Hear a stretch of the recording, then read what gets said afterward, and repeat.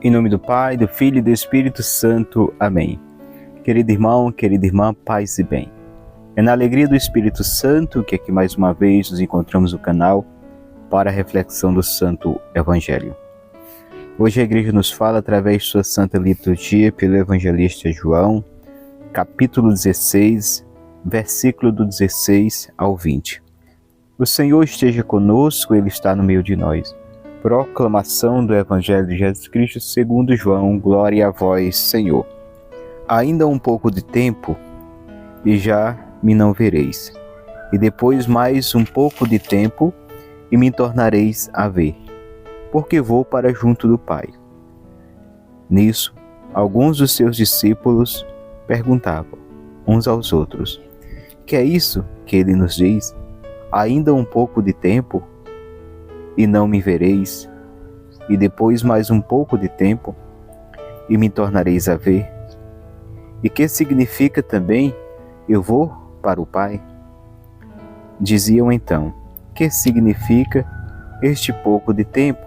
De que fala? Não sabemos o que ele quer dizer. Jesus notou que lhes queriam perguntar, e disse-lhes: perguntais uns aos outros acerca do que eu disse, ainda um pouco de tempo, e não me vereis, e depois mais um pouco de tempo, e me tornareis a ver.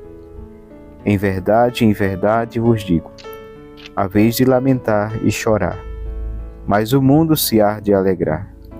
E haveis de estar triste, mas a vossa tristeza se há de transformar em alegria. Meus irmãos e minhas irmãs, essas são palavras da nossa salvação. Glória a vós, Senhor. Que as palavras do Santo Evangelho perdoem os nossos pecados e nos conduza à vida eterna. Amém. Querida Igreja de Cristo, povo amado de Deus, a Igreja nos fala hoje através de sua Santa Liturgia, pelo Evangelista São João, em que Jesus vem dizer: ainda um pouco de tempo e já me não vereis, e depois mais um pouco de tempo me tornareis a ver, porque vou para junto do Pai. Então Jesus está dizendo que está chegando sua hora de partir deste mundo, pois a sua missão havia sido cumprida, porque Jesus está dizendo que a sua missão está para se concluir. Ainda um pouco de tempo e me vereis, mais um pouco de tempo e não me vereis. Ou seja, o Senhor está dizendo que vai se consumar tudo aquilo que ele já vinha dizendo aos seus discípulos, aos seus apóstolos, que o Filho do Homem seria entregue às mãos dos homens, açoitado, torturado, crucificado, mas que haveria de ressuscitar ao terceiro dia. Ainda um pouco de tempo, já me não vereis. E depois mais um pouco de tempo, e me tornareis a ver. Ou seja, Jesus haveria de descer à mansão dos mortos, passar 3 dias, e depois aparecer aos seus discípulos. Primeiro ressuscita, e aí Maria Madalena é a primeira testemunha de Cristo ressuscitado, e aí ele vai em sequência de aparições ao discípulo de Emaús, aparece também aos seus apóstolos, chama Tomé para colocar ali o dedo em suas chagas, Tomé que não estava acreditando no testemunho dos seus irmãos, aparece a mais de 500 irmãos de uma só vez, e aí Cristo, após sua ressurreição, ficou por 40 dias ainda aparecendo aos seus discípulos. Depois, um intervalo de 10 dias, e se cumpre a promessa da qual ele disse: é preciso que eu vá para que ele venha, o Paráclito, o Espírito Santo. Por isso ele está dizendo aqui: ainda um pouco de tempo, já me não vereis, e depois mais um pouco de tempo, me tornareis a ver, porque vou para junto do Pai. E ele também prometeu: eis que estareis convosco até o fim dos tempos. Ou seja, embora nós hoje não vemos o Senhor fisicamente, mas Ele está conosco. Isso é uma promessa dele: estarei convosco até o fim dos tempos. E nos mandou evangelizar, nos mandou anunciar a sua palavra. Nisso, alguns dos seus discípulos perguntavam uns aos outros: que é isso que ele nos diz? Ainda um pouco de tempo e não me vereis, e depois mais um pouco de tempo e me tornareis a ver. O que significa também: eu vou para o Pai. Então os discípulos não compreendiam, não entendiam. Ou seja, eles, pela razão, pelo entendimento humano, não conseguiam adentrar a profundidade desse ensinamento de Jesus. Jesus falando totalmente no sentido espiritual. Mas eles não conseguiram. E aí nós entendemos o que Jesus quis dizer quando disse em outra passagem: muitas coisas tenho a dizer-vos, mas não podeis compreender, não podeis suportar agora. Ou seja, é preciso pedir sempre o Espírito Santo. É o Espírito Santo que vai nos levar ao entendimento daquilo que Jesus nos diz, aquilo que nós podemos entender pela graça do Espírito Santo, ou seja, aquilo que pode ser nos revelado pelo Espírito Santo, será se nós estreitarmos nossa amizade, nossa intimidade com Ele, se nós tivermos tempo para orar ao Espírito Santo, se nós chamarmos por Ele todo santo dia. É preciso clamar o Espírito Santo. Isso eu falo daquelas coisas que o Espírito Santo há de nos revelar àqueles que se tornam amigos de Cristo. Já não os chamo servo, mas amigo, pois os dei a conhecer tudo o que ouvi do Pai. Hoje, quem é que vai nos revelar tudo o que ouviu do Pai, tudo o que Jesus mesmo ouviu do Pai e quer passar aos seus discípulos, aqueles que, acolhendo sua palavra, irão levá-las a outras pessoas? Eu e você e toda a igreja nos dias de hoje. É o Espírito Santo que vai trazer ao nosso coração a graça do entender. Não só o entender por entender, mas a graça do entender, a graça do viver, a graça do levar, do evangelizar. Então essa é a vontade de Deus para a sua igreja. E eu e você possamos estar dispostos, não meramente pelas nossas próprias forças, com nossas próprias forças, mas com a graça que vem do alto do Espírito Santo, estarmos dispostos, decididos a sermos arautos do Evangelho, a levar essa palavra em todos os meios que nos for favorecido, seja diretamente com a Assembleia presencial, seja pelas redes sociais, qual seja o meio que nos for oferecido, qual seja o meio que nos for proporcionado, a gente evangelize. Sentou do meu lado, sai evangelizado. Seja no trabalho, na escola, em casa, aonde quer que a gente esteja. Mesmo no silêncio do nosso coração, mesmo quando a gente não está evangelizando, pregando, predicando com as palavras, que a nossa vida possa continuar ecoando, evangelizando, gritando esse evangelho dentro de cada um de nós. É preciso anunciar Jesus, é preciso testemunhar, é preciso, meu irmão, minha irmã, que eu e você não venha fazer com que toda a entrega de Cristo na cruz seja em vão para a nossa vida, mas não é em vão. Cristo não morreu em vão.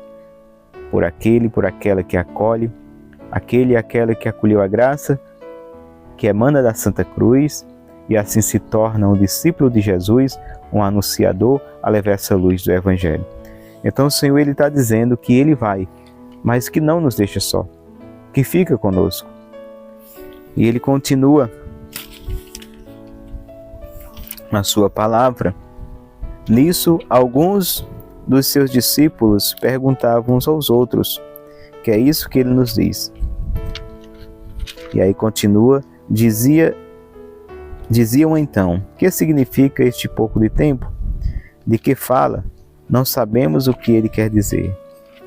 Jesus notou que lhe queriam perguntar e disse-lhes: perguntais uns aos outros acerca do que eu disse. Ainda um pouco de tempo e não me vereis, e depois mais um pouco de tempo e me tornareis a ver. Em verdade vos digo, há vez de lamentar e chorar, mas o mundo se há de alegrar. Há vez de estar triste, mas a vossa tristeza se há de transformar em alegria. Então esse último versículo do Evangelho de hoje é de uma profundidade grandiosa. É quando Jesus diz, em verdade, que é um ensinamento novo, vos digo, há vez de lamentar e chorar, mas o mundo se há de alegrar. Ou seja, Jesus está dizendo que enquanto o mundo está em alegria, os seus estão em sofrimento, chorando, como ele mesmo aqui diz, há vez de chorar e lamentar, e o mundo se há de alegrar, porque o mundo se alegrou com a crucificação do Filho de Deus.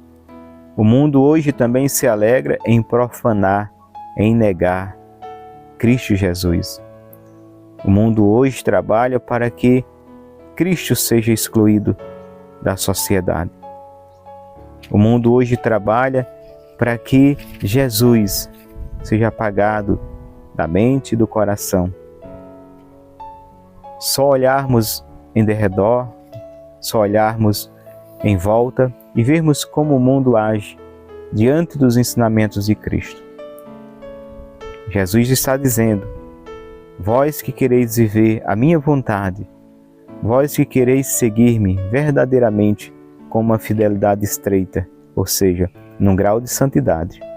E aqui entendemos porque os santos sofreram, porque o mundo judiou com eles, porque o mundo os desprezou, o mundo cuspiu na cara, o mundo os desprezou como a escória do mundo. E aqui Jesus está dizendo, há vez de chorar e lamentar, e o mundo se há de alegrar. Então, os filhos e filhas de Deus, aqueles que buscam viver a fidelidade, sofrem. Sofrem pela rejeição do Cristo nos dias de hoje.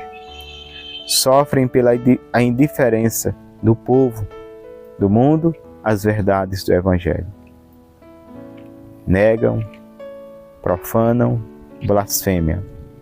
E como se não bastasse, há agora também aqueles que invadem igrejas, roubam o sagrado, Cristo presente na Eucaristia, para profanar, para fazer as mais horrendas desordens, absurdos com o corpo de Cristo.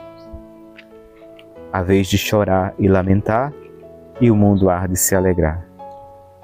Mas Jesus diz que a nossa tristeza há de se transformar em alegria.